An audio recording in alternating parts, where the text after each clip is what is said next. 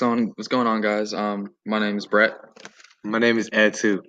And my name is Evans, and the group we decided to focus on is the Irish migration who migrated to the U.S. between 1700s and 1860. According to Linda Acklin, the author of the Irish migration to America, English law had been enforced in Ireland and the Irish population had drastically been reduced by two-thirds during Oliver Cromwell's protesting rule. Majority were killed in battle or sent to work as virtual slaves on plantations in the islands of the Caribbean. Between 1641 and 1652, over 3,000 Irish people had been sold as slaves. Slave trade had expanded to Virginia and the New England colonies.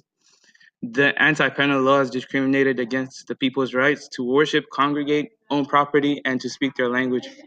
The period of slavery for the Irish was limited and lasted up to 1834. The anti-penal Catholic laws was like apartheid in South Africa, whereby they were being discriminated based upon their religion. So, in conclusion, the first Irish migration started with forced migration of the Irish race as involuntary indentured servants. During the 1700s, Catholics held 7% of the land in Ireland in the early 1700s. British laws prevented Catholics from freely immigrating to America.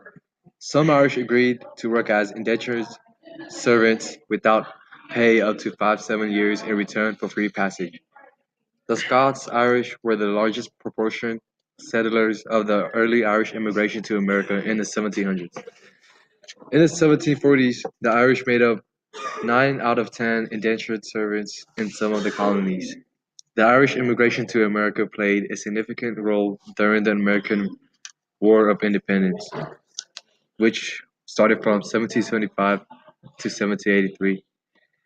The Irish hated the British tyranny and fought passionately for freedom and justice. Irish Americans were amongst those who signed the most important foundational foundational document in the United States, which is the Declaration of Independence and the Constitution. So in the 1800s, what the Irish focused on was the potato famine, which was also in a different word called the Great Famine. This was a period of mass starvation, disease, and immigration in Ireland between 1849 and 1852. It was the second deadliest disaster that happened in Great Britain, with a toll of over 1 million people that did not survive. When famine struck, Catholicism Catholicism had become so central to Irish life that many starved to death rather than renouncing their religion for a bowl of soup. Overpopulation prompted some residents to move elsewhere in search of land and employment, while others wished to escape financial difficulties that brought on by poor harvests or job losses due to increased mechanization, the failure of local industries, and other factors. The Irish Americans migrated to the U.S. from two different places: by sea from the port near Boston and New York, and also from land and sea from Canada. The reason they came um, from the north from Canada was because it was cheaper than coming straight from Great Britain to the port in New York.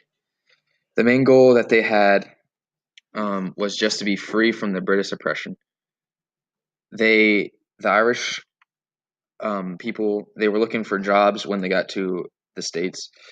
Um, with so basically most of the jobs um, that the Irish people got were long work hours and minimum pay. The immigrants settled only in the north. On if you're looking on a map, it would be from Iowa over all the way to Maine. So the south and the east, the Irish did not go to.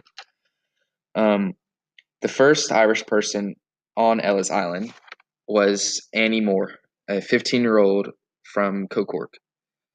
Um, she was the first passenger processed, and more than 12 million Irish followed over the next 62 years. In case y'all didn't know, Ellis Island is a little island um, right off right off New York. It's located next to the Statue of Liberty. And then when the Irish people arrived at Ellis Island, for the first thing that the Americans did was checked the immigrants for diseases. They didn't want anything to spread and ruin the all of the Americans and bring down our population.